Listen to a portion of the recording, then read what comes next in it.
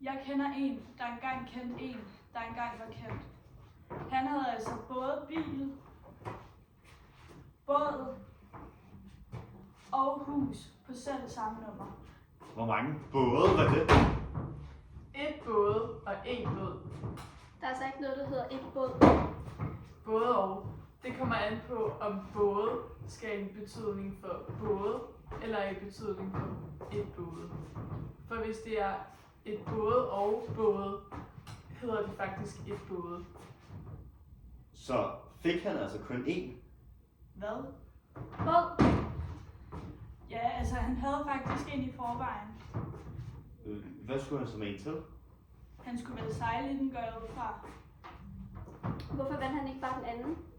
Det gjorde han også. Hvad skulle han så med en til? Han skulle vel se sej ud over for sine venner. Nu forstår jeg det hele meget bedre. Det er noget, der er til at forstå. Er der for øvrigt nogen af jer, der har mod af ryger? Nej, ikke hvis du ryger her, så gør det ikke noget for mig.